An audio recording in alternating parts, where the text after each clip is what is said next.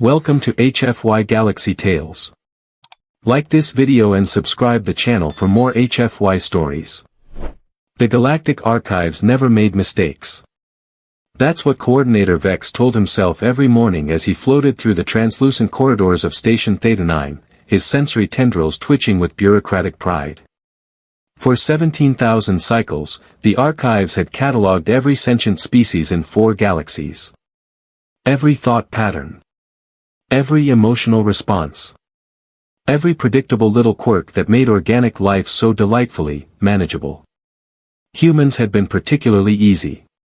Another perfect day of documentation.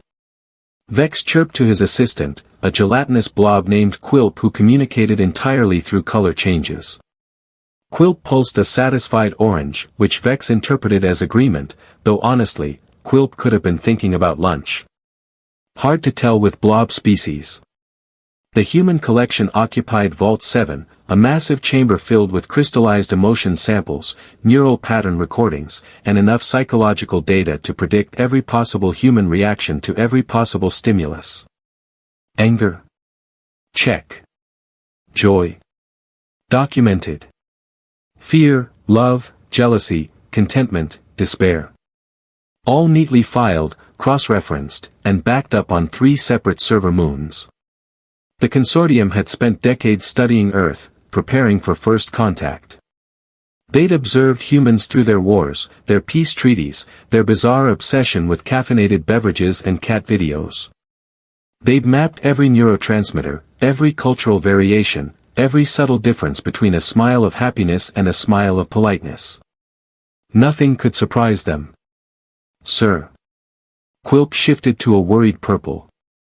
The human delegation has arrived early. Vex's tendrils stiffened. Early. Humans were never early. His data clearly showed that humans operated on something called fashionably late for important meetings. He'd written 3 papers on it. Impossible. Run a diagnostic on the temporal sensors. Already did, sir. They're here. Docking Bay 12. Vex adjusted his translation collar and smoothed down his ceremonial scales. Fine. So they were punctual. Probably an outlier. Statistics allowed for outliers. He floated toward the reception chamber, pulling up his prepared speech on his wrist display. He'd practiced it 47 times. It was perfect. The airlock hissed open, and the human delegation entered. There were 5 of them, wearing those ridiculous fabric coverings humans insisted on. The leader stepped forward, a female specimen approximately 1.7 meters tall with dark hair pulled into what his database labeled a professional bun. Her credentials identified her as Dr. Kira Vance, xenoanthropologist and chief diplomatic liaison. Coordinator Vex. Her face arranged itself into a smile. Type 7, his implants informed him. Polite greeting, minimal genuine emotion, slight tension around the eyes indicating stress. Dr. Vance. Vex spread his tendrils in the welcoming gesture he'd learned from the cultural database. Welcome to the Galactic Archives. We are honored to finally meet humanity face to, well, face equivalent. The other humans made a sound his translator labeled as polite laughter. Response, appropriate. Everything was going according to plan. We've prepared a comprehensive tour of your species file, Vex continued, gesturing toward the massive doors of Vault 7. I think you'll be quite impressed with the thoroughness of our research. I'm sure we will be. Dr. Vance's smile didn't change, but something flickered in her eyes. Something Vex's implants couldn't quite categorize. Interesting. The vault doors opened with a low hum, revealing row upon row of containment fields, each one housing a different aspect of human psychology. Vex floated proudly between them, his tendrils gesturing at various displays. Here we have your fear response to darkness, catalogued from 12,847 individual samples. Notice the amygdala activation patterns. Absolutely textbook. He moved to the next column. And this is human joy at unexpected gifts. We have 4,392 variations, sorted by cultural background and personal history. Dr. Vance walked slowly along the displays, her face unreadable. Her team followed, equally quiet. Too quiet, actually. Vex had expected more exclamations of wonder. His presentation was flawless. Fascinating, she said finally. The word felt flat. Wait until you see the anger collection. Vex was warming to his subject now.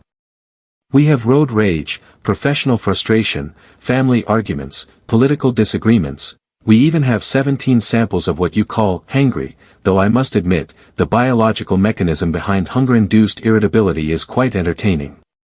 One of the human delegates, a tall male with copper-toned skin, made a choking sound. His nameplate read, Marcus Webb, Security Chief. You recorded people being hangry? Of course. Comprehensive documentation requires comprehensive samples. Vex bobbed with enthusiasm. We take our work very seriously. Dr. Vance had stopped in front of a particular display. Her head tilted slightly. And what's this one? Vex floated over, pleased she'd noticed one of his favorites. Ah. Human grief at the loss of a beloved pet. We have both dog and cat variants, plus some outliers for more exotic animal companions. The neurochemical cascade is remarkably similar to grief for human family members, just slightly less intense. We found that quite illuminating about your species' capacity for interspecies bonding. Something happened to Dr. Vance's face then. A tightening around her mouth. A subtle shift in her posture. Vex implants threw up 6 different possible emotions, none with high confidence ratings. How did you collect these samples? Her voice was quiet. Standard observational protocols. Non-invasive scanning during naturally occurring emotional events. We're very ethical about our research, I assure you. You watched people grieve, and you recorded it. For your files. Well, yes. How else would we understand the full spectrum of human emotion? Vex was confused now. Wasn't she impressed? The grief samples alone had taken 4 years to compile properly. Dr. Vance turned to look at him fully. Her smile was gone. Coordinator Vex, I have a question. Of course. I'm here to answer anything. In all your research, in all these thousands of samples and petabytes of data. She gestured at the vast chamber around them. Did you ever once ask permission? Vex blinked. All 7 of his eyes, in sequence. Permission. To study us. To record our most private moments. To catalogue our pain and joy and fear like we're insects under glass. But, we needed comprehensive data for first contact protocols. To ensure peaceful integration into the consortium. This is standard procedure for all species. I don't understand the problem. Marcus Webb stepped forward, his hand resting on something at his belt. The problem, friend, is that you've been spying on us for decades without consent. That's kind of a big deal where we come from. Quilp, who had been silent this whole time, suddenly flashed a violent red. Danger. The color meant danger. Vex felt his confidence cracking. This wasn't in any of his scenarios. Humans were supposed to be grateful for the thoroughness of the research. Impressed by the technology. Maybe slightly annoyed, but nothing his carefully prepared apologies couldn't smooth over. Dr. Vance, please. If we've caused offense, I sincerely apologize. Cultural misunderstandings are unfortunate but correctable. Let me show you our behavioral prediction models. Once you see how accurately we can anticipate human needs, I'm certain you'll appreciate the value of our work. She was very still now. Unnaturally still, in a way that made Vex's survival instincts tingle despite himself. Show me the prediction for right now, she said softly. What am I feeling? What am I about to do? Vex's tendrils flew across his interface, pulling up real-time analysis. You're experiencing, let's see, frustration at perceived violation of privacy, anger at unauthorized observation, some residual diplomatic restraint. The model suggests you'll deliver a formal protest, possibly demand destruction of the human files, then negotiate terms for future ethical research standards. Probability, 87%. Interesting. Dr. Vance's hand moved to her own wrist device. And what emotion am I using right now? Vex stared at his readings. They made no sense. Her cortisol levels were elevated, yes, but her heart rate was dropping. Her facial micro-expressions were contradictory. The neural patterns were scrambled, like someone had taken 5 different emotions and blended them into static. I can't identify it. The readings are corrupted somehow. They're not corrupted. Dr. Vance tapped her wrist device. Around the chamber, the other human delegates did the same. They're just measuring something you never bothered to archive. The lights in Vault 7 began to flicker. What's happening? Vex spun in place, his sensors screaming alerts. Quilp. Status report.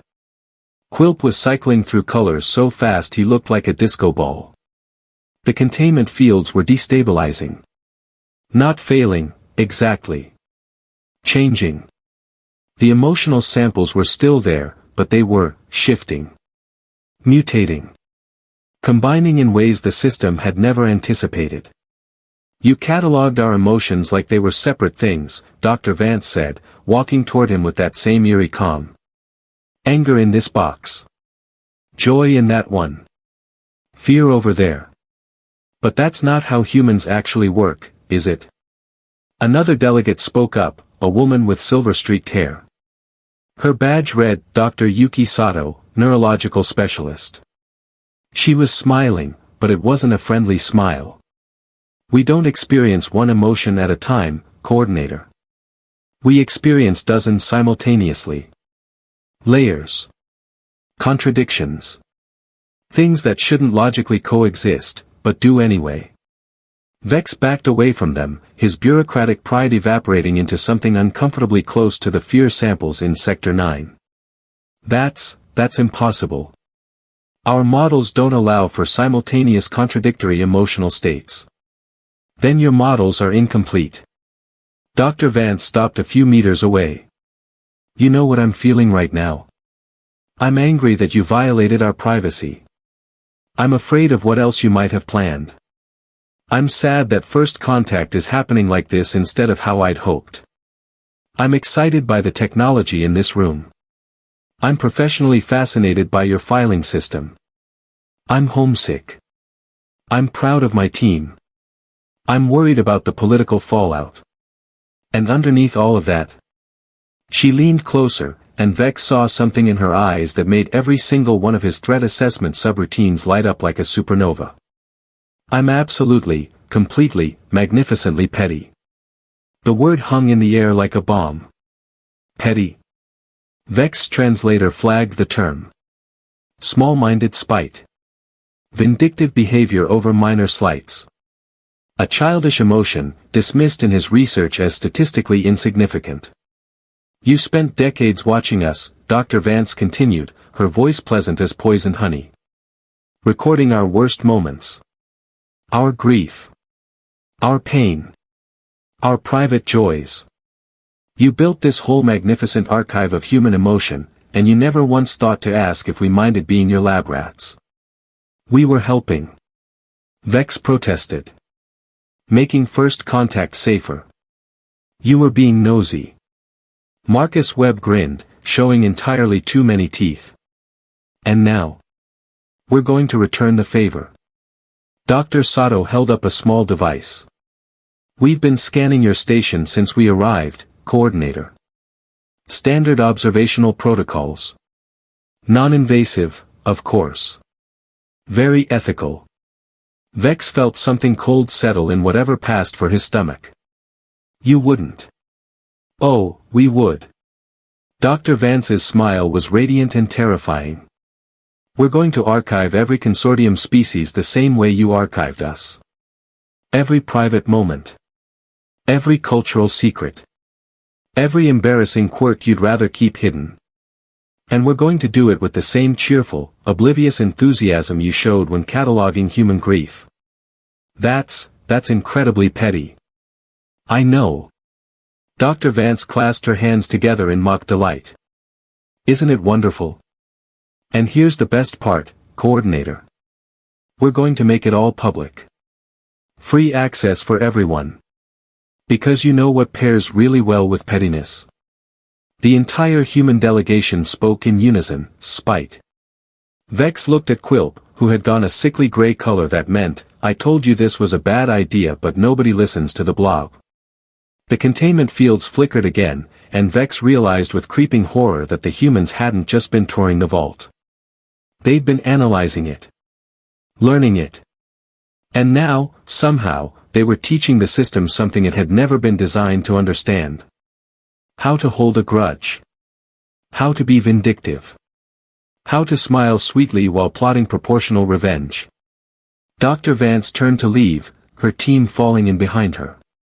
At the doorway, she paused. Oh, and coordinator. You might want to check your anger files. I think you're about to contribute some valuable new samples. The doors sealed behind them with a hiss that sounded uncomfortably like laughter. Vex floated alone in Vault 7, surrounded by 17,000 cycles of research that suddenly seemed woefully, catastrophically incomplete. And for the first time in his career, the coordinator of the Galactic Archives felt something that had never been properly catalogued in his own species' files. Regret. Mixed with embarrassment. And a tiny, growing seed of something that felt suspiciously like respect. Damn humans and their emotional complexity. The emergency council meeting was not going well. Vex floated at the center of the Consortium High Chamber, surrounded by representatives from 47 species, all of whom were currently expressing various forms of displeasure. The Threen ambassador was literally steaming. The Voker delegation had turned their backs to him, which in their culture meant they considered him already dead. And the Hive Queen of Sector 12 was making a clicking sound that his translator helpfully labeled as contemptuous disgust mixed with second-hand embarrassment. Let me understand this correctly, said High Arbiter Krell, a towering crystalline entity whose voice resonated like breaking glass. You archived an entire species without consent, they discovered this, and now they are threatening to do the same to all of us. It sounds worse when you say it like that, Vex muttered. How else should I say it? Krell's facets glowed an angry crimson. Perhaps I should describe it the way the humans did in their official statement. Let me quote, "We are delighted to announce the Comprehensive Reciprocal Observation Project, through which humanity will enthusiastically study all consortium species with the same thorough disregard for privacy that was shown to us. We look forward to cataloging your most intimate moments." Exclamation point. Smiley face. The chamber erupted in outraged whistles, clicks, and telepathic bursts of horror. They used a smiley face in a diplomatic document. The Threen ambassador released more steam. That is barbaric. Quilp, who had been summoned as a witness, flashed a pale yellow that roughly translated to, I have no idea what is happening and I would like to go home now. The situation is manageable, Vex insisted, though his tendrils were knotted with anxiety. I have been analyzing the human response for the past 7 cycles. Their threats are clearly bluffs designed to extract an apology. Standard diplomatic posturing. Really? Krell projected an image into the center of the chamber. Then please explain this. The hologram showed Dr. Vance standing in what appeared to be a hastily constructed broadcast studio on the human ship. Behind her, dozens of screens displayed real-time data streams. Consortium data streams. Good morning, Galaxy. Her smile was luminous. Welcome to Day 3 of the Reciprocal Observation Project. Today we will be examining the mating rituals of the Glorbian species. As you can see from these fascinating scans, which we obtained through completely non-invasive observation, Glorbians engage in an elaborate dance that involves 17 distinct pheromone exchanges and what we can only describe as competitive juggling. Let us watch. The screens filled with images of Glorbians in what were clearly very private circumstances. The Glorbian representative in the chamber made a sound like a dying accordion. She is broadcasting this? Vex felt his internal temperature drop. To whom? Everyone. Krell's voice was flat. The humans established something they called a payback network. 57 billion subscribers across 12 galaxies in the first 2 cycles. They are treating our cultures like entertainment. I will stop this immediately. Vex accessed his communication array. Dr. Vance, this has gone far enough. I demand you cease these transmissions. Her face appeared on his wrist display, still wearing that terrifying smile. Coordinator Vex. How wonderful to hear from you. Are you enjoying the broadcasts? We have been getting rave reviews. Apparently the episode on Threen sleep habits was particularly popular. Who knew your species' dreams in mathematical equations? Adorable. This is unacceptable. Is it though? Dr. Vance tilted her head. Because I distinctly remember you saying that observational research was standard procedure. Non-invasive. Ethical. We are simply following your example. We never broadcast our findings to the entire galaxy. Oh, you just kept them locked in vaults where you could study them whenever you wanted without anyone knowing they were being watched. Yes. So much better. Marcus Webb appeared behind Dr. Vance, eating something that looked like a sandwich. How's the damage control going, Coordinator? The Council throwing you under the transport yet? Vex glanced at the assembled representatives, several of whom were making gestures that his translator labeled as extremely rude and physically impossible for your species, but the intent is clear. What do you want? Vex asked quietly. There it is. Dr. Vance leaned forward. The question you should have asked before you started your archive. What do we want? Tell me, Coordinator, what does your data say humans want when they have been wronged? Vex pulled up his files, his tendrils shaking. Apologies. Restitution. Justice. Public acknowledgement of wrongdoing. Assurances of future ethical behavior. All correct. Gold star for you. And do you know what we want when we are feeling particularly petty? I do not have sufficient data on pettiness. We want to watch you squirm. Her smile widened. We want you to feel exactly as uncomfortable as we did when we learned you had been cataloging our tears and tantrums like we were some kind of reality show. We want you to understand, on a deep and personal level, why consent matters. High Arbiter Krell's voice cut through the transmission. Dr. Vance, this is High Arbiter Krell of the Consortium Council. What are your terms for ceasing this project? Oh, hello, Arbiter. Lovely to meet you. I have heard wonderful things. Dr. Vance's tone remained cheerful. My terms are simple. First, destroy every file in the human archive. All of it. We want full verification from independent observers. Done, Krell said immediately. What else? Second, establish consortium-wide protocols requiring informed consent before any species can be studied. Make it law. Real law, with actual penalties. Agreed. Continue. Third, Coordinator Vex has to publicly apologize. Not to me. To Earth. To every human being whose grief or joy or embarrassing moment ended up in his little collection. A real apology. I want to see genuine remorse, not bureaucratic regret at getting caught. Every eye equivalent in the chamber turned to Vex. He felt something twist in his core. Pride, probably. Or maybe it was the remains of his professional reputation. Hard to tell at this point. And if I refuse? Dr. Sato appeared on the screen, her expression pleasant. Then next week we broadcast our findings on Coordinator Vex specifically. We have some absolutely fascinating data on your species' embarrassment response. The skin color changes alone would make excellent memes. You would not dare. Try us. We are humans. We once had a war that started because someone threw a bucket out a window. We are not known for proportional responses. Quilp flashed a color that definitely meant, please just apologize so this nightmare will end. Vex looked around the chamber. At the furious representatives. At Krell's glowing disapproval. At Quilp's desperate plea. At his entire career crumbling like a collapsed star.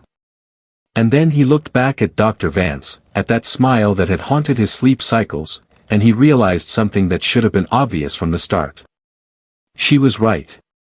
They were all right. He had been so focused on data, on protocols, on the rightness of his research, that he had forgotten the most basic principle of dealing with sentient beings.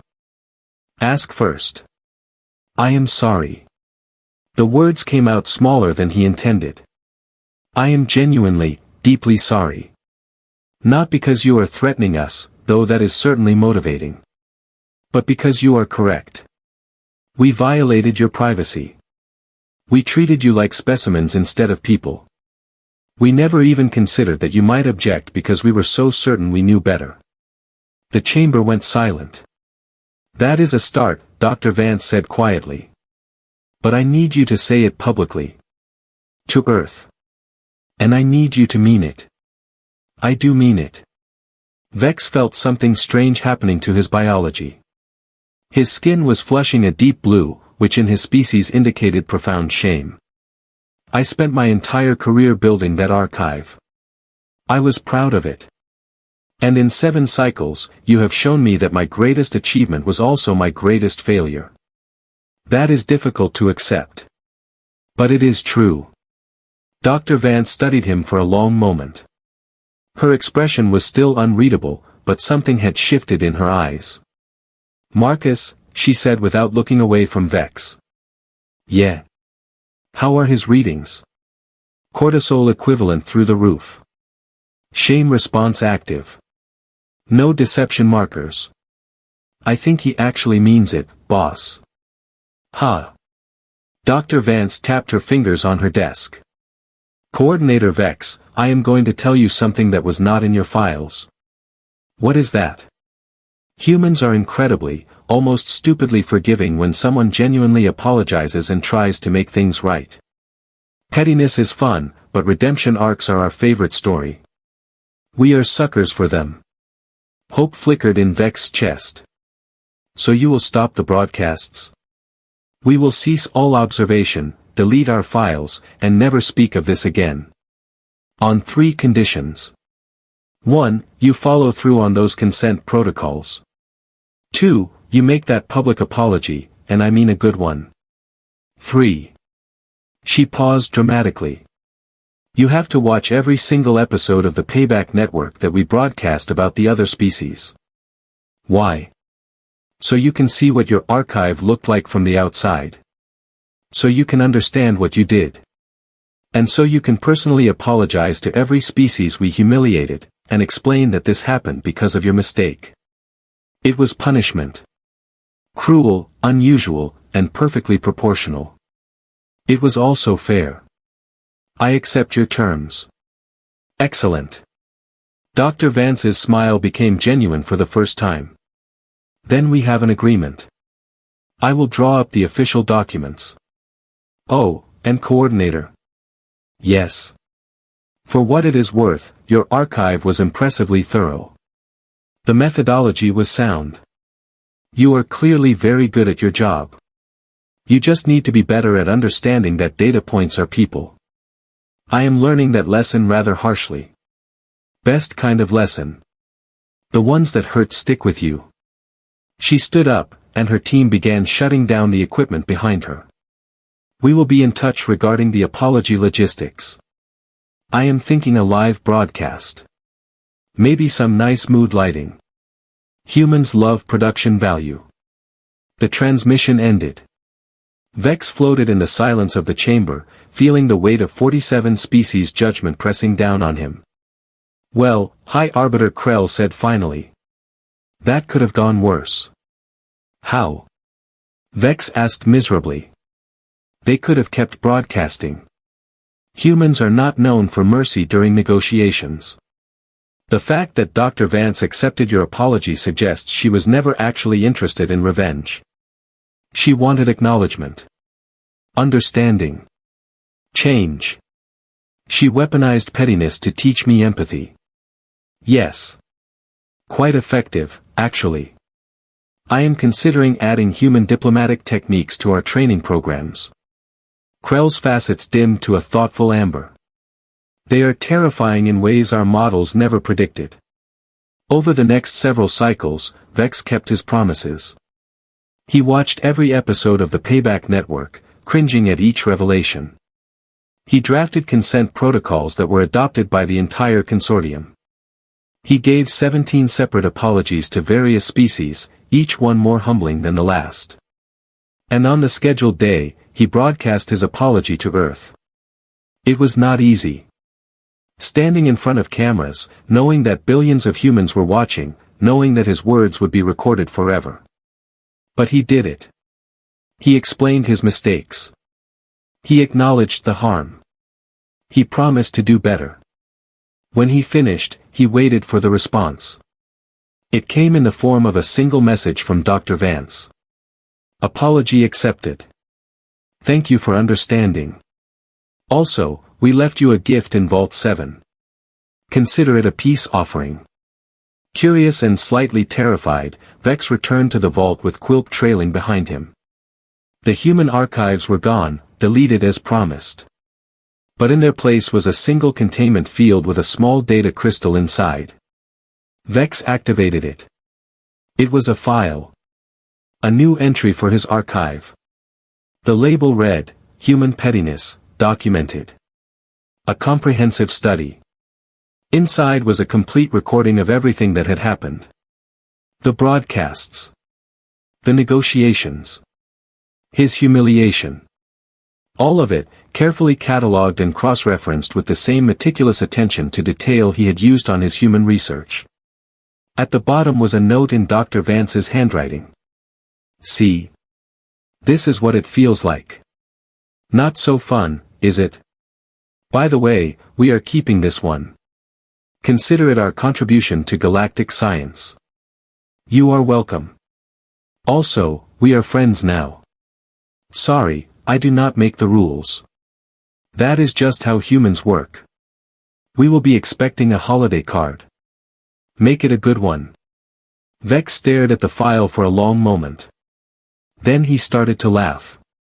It was a rusty sound, unpracticed. His species did not laugh often.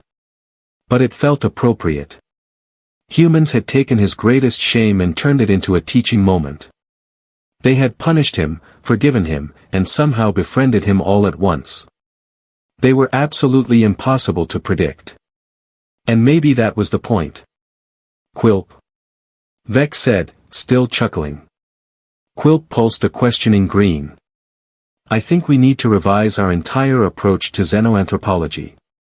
Quilp turned a cheerful yellow that meant, yes please, can we never do this again. And Quilp.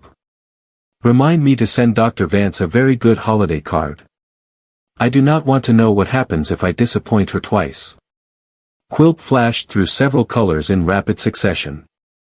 Vex interpreted this as agreement, though honestly, it might have been the blob equivalent of hysterical laughter. Either way, they had learned their lesson. Never underestimate an emotion you dismissed as statistically insignificant. Especially when that emotion is attached to a species that invented the phrase, revenge is a dish best served cold. And definitely not when that species can smile while serving it.